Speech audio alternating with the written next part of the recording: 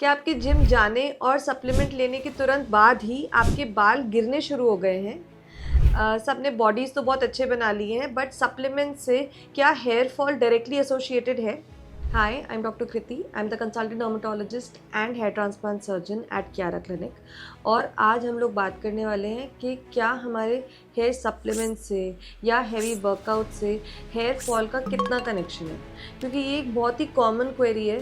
हम लोग जिम जाते हैं, एक्सरसाइजेस करते हैं एंड सडनली लोगों को लगता है कि उससे हेयर फॉल बढ़ गया। आज इसमें सारी डाउट्स मैं क्लियर करना चाह रही थी। सबसे पहली बात तो डाइट से या एक्सरसाइज से यस डेफिनेटली कनेक्शन है हेयर फॉल का, बट वो कुछ चीज़ें फ़ायदा करती हैं, कुछ चीज़ें नुकसान करती हैं। जैसे कि अगर हम रेगुलर एक्सरसाइज की बात करें, रेगुलर जिम जाने की बात करें, तो वो एक अच्छी चीज़ है। क्यों? क्योंकि हम स्ट्रेस फ्री होते हैं, हमारे एंडोर्फिन्स रिलीज़ होते हैं and that technically is favourable for hair growth. उससे हेयर लॉस नहीं होता।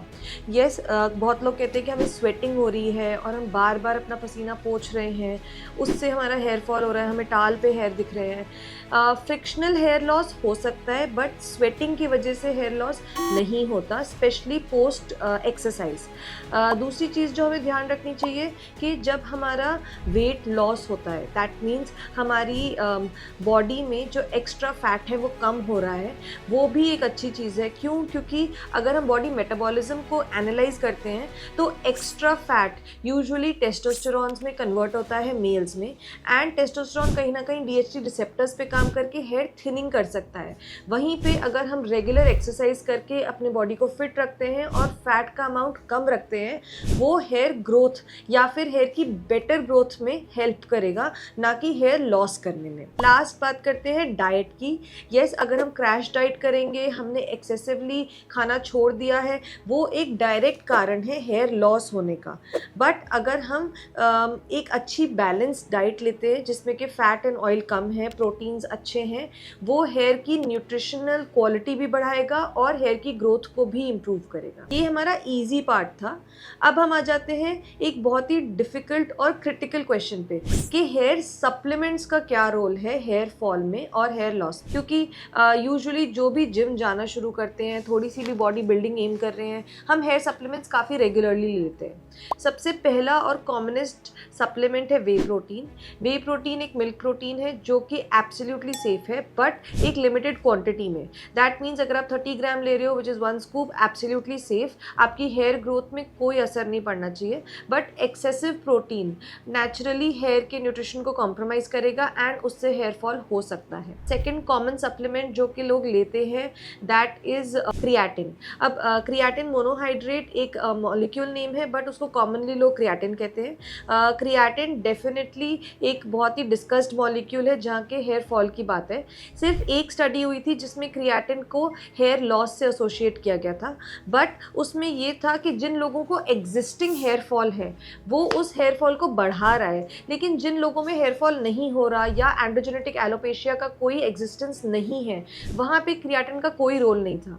तभी भी excess creatine is not good, तो इसलिए आपको वो नहीं लेना चाहिए। अगर हम सिर्फ body building for aesthetic reason या फिट रहने के लिए कर रहे हैं, तो मुझे लगता है कि आप क्रिएटिन अवॉइड कर सकते हैं, क्योंकि हमें हेयर फॉल पे चांस नहीं लेना चाहिए।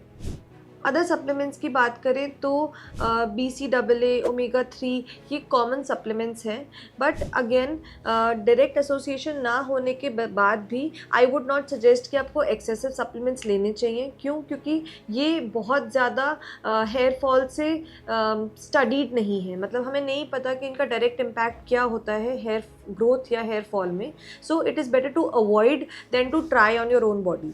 डेफिनेटली लास्ट सप्लीमेंट जिसकी मैं बात करना चाहूँगी वो होंगे स्टीरॉइड्स।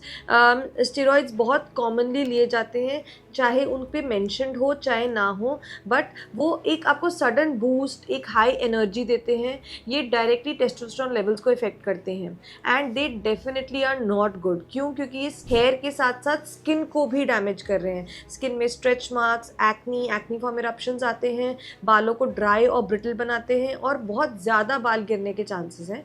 तो ये absolutely not recommended from skin and hairs health point of view.